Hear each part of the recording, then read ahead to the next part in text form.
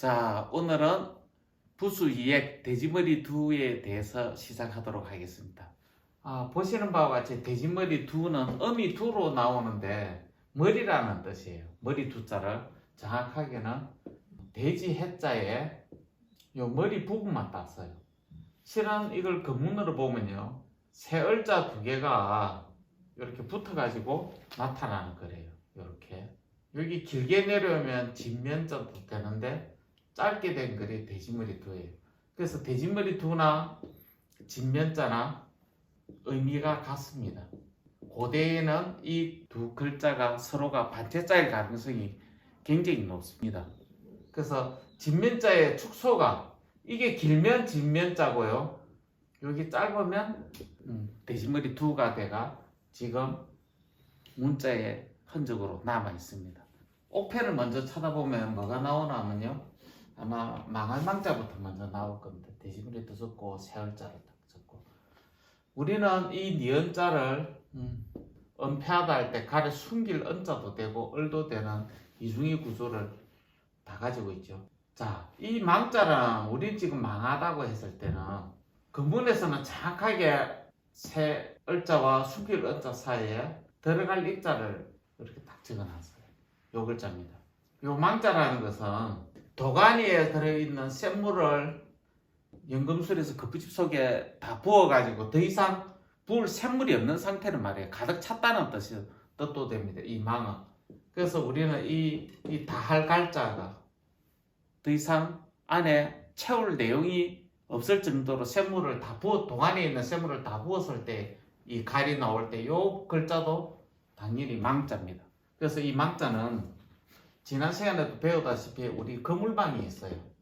다른 글자하고 합성을 할 때는 이렇게 쓰죠.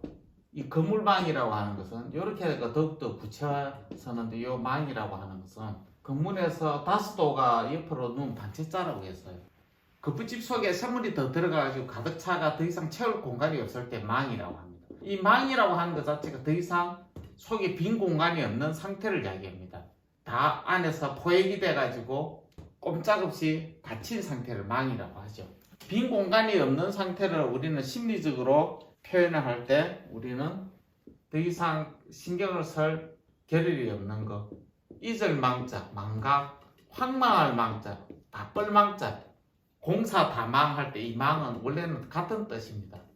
옆에서 쓰고 옆에서 붙여가지고 의미를 다르게 하죠. 그래서 이 망이라고 하는 것 자체는 밀봉된 상태를 나타내기 때문에 우리 수레바퀴에 있어서도 수레바퀴 태망인데요, 원래는 수레바퀴 바퀴살이 30개가 이렇게 나와 있으면요, 외부의 바퀴살을 다시 한번 이렇게 감싼 지금의 타이어와 같은 역할을 하겠죠. 요걸 망이라고 했어요. 자, 다음 문자로는요, 클항자라고 이렇게 나오는데요, 이 항은 근문에서는 어떻게 나오나 하면요, 컨대자 사이에 발이 이렇게 딱 묶여있는 상태가 딱 나와요. 우리는 이것을 남자가 결혼을 해가지고요, 여자 집에 사위 아들로 가는 것을 우리는 설립이라고 해요. 설립자가 뒤집어진 글자를 우리는 뭐라고 하냐면 매울 신이라고 해요. 이 신의 위치에 간 걸 자리 위라고 합니다. 사위의 신분으로 간 걸. 그러면 모을 집자는 여자였죠. 자기의 짝을 얻은 상태를 우리는 뭐라고 하냐면 이거 항이라고 했어요. 이 항은 사람 이자를 붙이면 이 짝항자예요. 연금술에 있어서 이런 그릇을 만들기 위해서 요거는 남자로 치면 여기 여자예요. 남자와 자기 여자가 서로 짝을 맞춘 상태를 이 항이라고 해요. 그래서 좌우의 짝을 맞춘 걸 우리는 뭐라고 하냐면요, 구덩이 갱이라고 해요. 물론 언덕불을 서서도 똑같이 우리 갱도라 했을 때 갱을 얘기를 해요. 요 속에 있는 빈 공간을 뭐라고 하냐면요, 목구멍 구멍항이라고 해요. 빈 공간을 얘기하죠. 여기서 제작된 금속 기물을 전형적으로 넓을 항인데, 넓을 항과 맞먹는 대항자예요. 항공모함 하듯이 우리 비행기라든지 큰 배를 얘기할 때 이 항을 얘기합니다. 이 항을 얘기하다는 것은 앞에 요거 클항을 의미가 이 배에 들어가 있습니다. 그래서 이 항자는 항상 여러분들이 먼저 기억을 하셔야 될 거는 짝항이라는 것. 그래서 맞닥뜨릴 남과 여가 서로 대칭대가 서로 맞물려 있는 관계를 우리는 뭐가 하면요 맞닥뜨릴 저항하다 할 때 서로 딱 짝을 맞춘 상태를 이 결혈향자래 저항하다 할 때 똑같은 크기 힘의 크기가 상대편에 있어가지고 서로 맞닥뜨리는 것을 항이라 했기 때문에 이거는 정확하게 좌우로 짝을 맞추는 남녀의 결혼 제도와 연금술에 있어서 주조공법에서 거부집 좌우 대칭을 맞추는 관계와 딱 맞아떨어지는 문자입니다. 네, 아까 설명하려다가 말았는데요. 이 두라고 하는 것은 대지 해자에서 나왔죠. 대지 해자는 어떤 원자 두 개를 의미해요. 그래서 금문에는 비수비 두 개를 적어놨어요. 물론 요 두 개를 이렇게 써요. 여기 대지 해자예요. 어떤 원이라는 것은 이거는 금문에서는요 요거하고 같아요. 이렇게 R이 생성된 걸 얘기해요. 그래서 돼지를 우리는 뭐 국어로 순수 우리말로 뭐나 돛이라고 해요. 돛은 돛다의 의미로 시작을 얘기해요. 시작은 우리는 R의 상태가 나온 게 알라예요. 알라 I는 R에서 갓 시작된 걸 얘기해요. 그래서 이 I 해라고 했을 때는요 갓 시작된 R을 얘기해요. 연금술에 있어서는 거푸집에서 갓 제작된 금속 기물을 R이라고 했어요. 그 R을 뭐라고 하냐면요 우리는 시핵이라고 있어요. 핵심이라고 했을 때 거푸집 속에 제작된 이 나무가 식물이 아닙니다. 나무 조각 장과 나무 조각 편으로 묶이진 나무 목은요 속을 얘기해요. 목은 항상 속을 얘기해요. 우리가 마음속이라 했을 때 이 속을 얘기해요. 속에서 동이 나왔고요. 자, 이 알을 거푸집 속에서 제작된 금속 기물을 밖으로 꺼내는 것을 캐물을 핵이라고 했어요. 탄핵하다 할 때 잘못을 물어가지고 죄를 끄집어내는 걸 핵이라고 합니다. 어쨌든 입안에 사례가 걸렸다. 입안에 어떤 덩어리가 있어가 목에 걸린 것을 우리는 뭐가 하면 기침해라고 해요.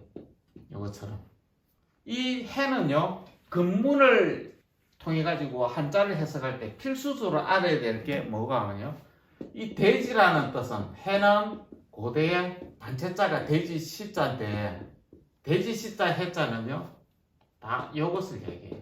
쇠를 얘기해요. 소자의 쇠, 날일자도 해, 쇠. 날일자가 여러분들 청산별국을 보시면 이 해를 나는 쇠라고 합니다. 물론 세조자나 세추자 이것 또한 쇠입니다. 자, 금문을 해석할 때요. 이 돼지해자는 소우자와 세금자와 날일자와 이 새와 동의예요. 음도 같고 의미도 같은 문자예요. 우리가 말해가 동물이라는 것은 하나의 토템이지 문자의 의미에 있어서는 다 연금술에 금속을 다루는 기술이고 뜨거운 쇳물을 얘기해요. 이 쇳물은 태양신의 정령이고 염제신동의 분신이기 때문에 일반인들에게는 절대로 이 쇳물을 전해주지도 않고 그 기술을 가르치지도 않습니다. 돼지머리 뒤에서 절대로 빠져나갈 수 없는 글자가 뭐가 하면요 서울경, 누릴향, 형통한 형자, 삶을 팽자, 머무를 정자, 높을 고자, 밝을 양자. 자, 양과 향은 같은 의미입니다. 그리고 경, 형, 정은 또 같은 의미군이고요. 같은 데서 나왔어요. 이 문자의 핵심은 배주자입니다. 여기 서울경자죠. 서울경자에다가 입구를 적으면 높을 고자입니다. 여기에다가 장정정자를 더하면 머부를 정자가 돼요. 두 개를 쓰든 세 개를 쓰든 요거는 지금 글자의 배주자입니다. 배주자는 어디서 나왔냐면 여러분들 지난 시간에서 아버지 부자가 샘물을 붓는 과정이 뭐가 하면요 물방울이 딱 되면 이건 주라고 했죠. 주. 담긴 상태를 우리는 밝을 백이라고 했어요. 그러면 이 배주자는요, 한일자로 쓰면 이거는 모을집 하나, 모을집 두 개입니다. 모을집이 세 개면 또차라고요. 집자 세 개를 쓰는데 반드시 뭐가 하면 한일자 밑에 베이스로 깔려 있어요. 여자가 기준이 돼요. 여자 세 개.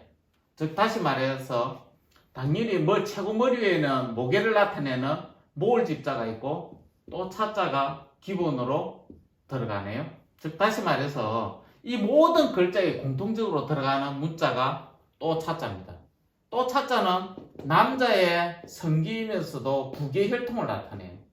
다시 한번 설명을 드릴 건데요. 그래서 할아버지 조자는요, 혈통에서 아버지 위에 할아버지를 나타내요. 조는.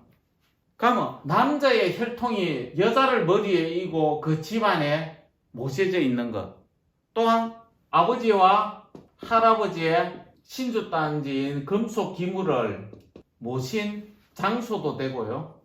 그 장소가 서울경자입니다. 그리고 모신 건물도 될 수도 있을 거고, 아니면 금속 기물 그 자체를 나타내요. 조상신을 나타내요. 거기 있는 장소가 뭐가 고대는 왕족이 왕실이 있는 종묘, 조선시대로 가면 종묘를 치겠죠. 조상의 신주단지가 모셔져 있는 건물이 뭐가 하면요, 건물이나 장소가 우리는 서울이 됩니다. 물론 이 경은요, 뜨거운 샘물이 아래로 쏟아지는 거 우리는 뭐라고 하냐면 벽경이라고 해요. 뜨거운 샘물이 도가니에서, 왜? 또 차자는 남자의 성기를 나타내는 성행위를 말해요. 샘물을 붓는 거나 샘물을 담그는 거나 다 성행위로 묘사가 됩니다. 결국에는 이 거푸집을 분해하는 게 뭐가 하면 빼앗을 약인데, 우리가 약탈하다 할 때요, 연금술의 과정에서 다른 글자들은 다 생략되고 이 글자만 남아 있습니다. 물론 아까 설명드렸다시피 이 삶을 팽던 고기를 삶는 의미는 아닙니다. 원형은 샘물을 붓는 의미가 이 팽이에 해당됩니다. 이후에 다른 문자에서 세부적으로 언급을 할 건데요, 대부분 다 글자들은 조상신을 나타내는, 지금은 엄가가 또 차지만은 원어는 조입니다. 조. 그래서 이 호미조자도 마찬가지고요, 요 세금자 붙이도 마찬가지, 도울조자도. 이 조는 뭐가, 땅을 파서 씨앗을 뿌리는 도구예요. 남자 성기는 여자 몸을 파고 들어가서 씨앗을 뿌리는 도구예요. 그 상징 구조를 그대로 비유했을 뿐입니다. 중국 유물에 도자기로 만든 남자 성기가 나와요. 그것을 우리는 뭐라고 하냐면요, 도조라고 해요. 도조. 도자기로 만든 조상. 조는 남자 성기를 나타내는 조과 같은 의문을 가집니다. 이것은 다시 설명을 하도록 할게요. 즉 다시 말해가지고 아까 언급된 모든 글자들은 조상의 신주단지를 수식하는 형용사예요. 뛰어나고 밝고 위대하고 크고 그레이트, 다 그런 의미를 한꺼번에 다 가지고 있습니다. 이것은 이후에 또차에 대해서, 이 또차가 굉장히 중요한 겁니다. 아버지를 나타내는 게 백이라고 하면 할아버지를 나타내는 것은 요 또차니까요. 백과 또차는 문자를 해석할 때 절대로 빠질 수 없는 거예요. 신주단지를 나타내기 때문에 이 조를 뒤집어진 글자가 뭐가 하면요, 조자를 두 개를 쓴 글자가 뭐가 하면 우리는 이것을 유라고 해요. 띠를 이야기가 닭유라고 하죠. 이 유는 전인지 조상의 신주단지예요. 거의 뭐가 집안 혈통이 우두머리이기 때문에 우두머리 추라고 해요. 추장이 됐을 때. 조상의 신주단지를 손에 들고 있는 거 우리는 존경할 존자고, 법규를 준수하다 할 때 따를 준자예요. 물론 이 신주단지를 우리를 뭐라고 하냐면요, 술독이라고, 술단지라고 해요. 물론 여기 장군부자가 들어가도 똑같은 술독, 신주단지를 이야기를 해요. 조상의 신주단지에 후대에는 곡식이나 술을 담고 제사를 지내기 때문에 이거 제사전이라고 해요. 그래서 모시는 과정을 정중할 정자가 파생되어 같이 나오죠. 자, 결국에는 또 차자가 파생돼서 만들어진 게 다 이 경, 형, 이런 문자고요. 뒤집어지면 또 이런 문자가 나오니까 또 차자부터 자세히 알아야 될 겁니다. 지금은 돼지머리 둘을 주마간산식으로 굵고 있기 때문에요. 전체를 짚고 넘어가도록 하겠습니다. 그 다음으로는 아마 사길 교가 나오는데 이 교는 글을 문에서 나왔어요. 이 교는 문자에서 실의 매듭을 묶어가지고 언어로 표현하는 방식이에요. 이걸 우리는 결성문자라 하죠. 결성문자를 표기하는 방법은 많습니다. 말서문자, 소리음자, 매울 신자 다 이거는 결성문자로 해석되는 문자들이 있습니다. 매듭을 서로 묶었을 때 우리는 그를 문이라고 하죠. 매듭이 풀렸을 때는 우리는 뭐고 하면 어지를 문이라고 했어요. 매듭을 묶어가 특정 무늬가 나타나는 걸 우리는 벌레에 물렸는데 피부에 무늬가 나타나거나 반점이 생긴 걸 모기 문이라고 해요. 그러면 매듭을 서로 사기에 서로 엇갈리게 매듭을 묶은 걸 효라고 하는데요. 이 교는 서로 엇갈린 걸 말합니다. 그래서 금속으로 서로 엇갈리게 하는 걸 우리는 뭐라고 하냐면 가위교라고 해요. 가위도 서로 엇갈려야 물건이 자르니까. 요는 사길효에서 아마 설명을 아마 한번 드렸을 겁니다. 양손으로 원래는 이 절구구자입니다. 절구구자인데 손톱조가 손으로 쓰이면서 손의 동작입니다. 양손으로 매듭을 묶어가지고 배울 학이죠. 이 학을 가르치는 입장은 가르칠 효예요. 가르치다는 뜻은 뭐가 하면 이 효를 나타내요. 드러낼 효자, 효과, 효형. 매듭을 묶어가 그 뜻을 밖으로 드러나는 게 이 효를 나타내요. 요거나 의미는 같은 것을 이야기를 합니다. 돼지머리두에서 대표적으로 다음 글자는요. 부사로서는 또 역자입니다. 역자는 붉을 적과 의미가 같아요. 요거는 흑토자지만 원래 근문에서는요. 큰 달자의 불화자입니다. 이 말은 무슨 뜻이고 하면요. 연금술에서 거푸집의 몸을 사람 몸으로 비유를 해요. 그래서 크다는 뜻을 큰 대자를 이렇게 썼을 때 이것은 거푸집 사이에 생물이 이 낄 협자도 마찬가지고요. 이 적자도 마찬가지입니다. 뜨거운 샘물이 거푸집 속에 들어가는 걸 적이라고 해요. 그래서 천천히 갈 착자랑 발족자가 붙었을 때 우리는 이것을 자취적이라고 해요. 흔적을 찾다 할 때. 거푸집 속에 대표적으로 샘물을 붓는 걸 우리는 뭐라 하냐면요. 이 노을사라고 해요. 삼이 나다 할 때, 풀어놓다. 이 사는 결국에는 뭐가 하면 거푸집 속에 샘물을 붓는 이 소들 사자예요. 의미는 똑같습니다. 도가니에 담긴 샘물을 거푸집 속에 풀어놓는 걸 이 사라고 해요. 설사하다 할 때도 밖으로 쏟아붓는 걸 이야기를 합니다.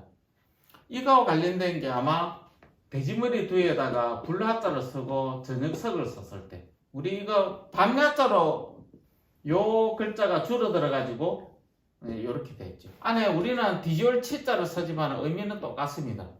거푸집 속에 생물이 들어가가 빈틈을 메운 밤이라고 하는 것은 빈 공간에 가득 채워가지고 밀봉을 시키기 때문에 어두운 걸 말해요. 밤야자는 결국에는 밀봉된 상태, 빛이 들어가지 않는 상태. 그러니까 거푸집과 샘물이 딱 끼어가지고 잘 맞닥뜨린 상태를 이걸 야라고 해요.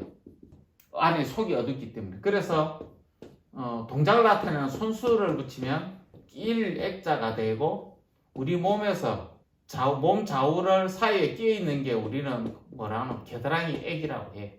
자, 마지막으로 돼지머리 두에서 마지막 글자 하나가 우리 당군을 얘기할 때 이 글자를 빼놓을 수가 없죠. 박달나무 단을 쓰지만 이 단의 원래 음가는요, 이 아침단에서 와요.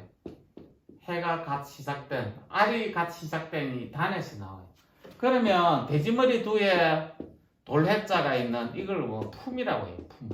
품은 주다라는 어필을 보면 나오는데 이 품은 우리가 사람의 마음, 속, 정확하게 속을 얘기해요. 속. 우리 속을 품속이라고 하죠. 그거가 똑같은 거예요. 이 주다에는 뭐가 벼화자가 들어가든 볼시가 들어가든 의미가 똑같습니다. 요거 단독으로 써든 요 글자를 연금술에 있어서 알 그 자체를 이야기하고 알 그 자체를 생산하는 장소가 이 단을 얘기해요. 그래서 재단이라고 했을 때도 마찬가지고요. 아마 이 부분도 후반에 들어가면 나무 목자까지도 설명이 다 되고 나면 아마 이해가 빠를 겁니다. 지금은 나무 목자의 본래적인 의미와 벼화자의 본래적 의미들을 아직 설명을 안 했기 때문에 여러분들은 아마 이 자체의 의미를 끝까지 파악하기는 힘들 겁니다. 지금은 개괄적으로 전반적인 대표적인 문자만 돼지머리 두에서 설명을 드렸습니다. 네, 오늘 긴 시간 수고하셨습니다. 수업은 여기까지입니다. 감사합니다. 또 뵙도록 하겠습니다.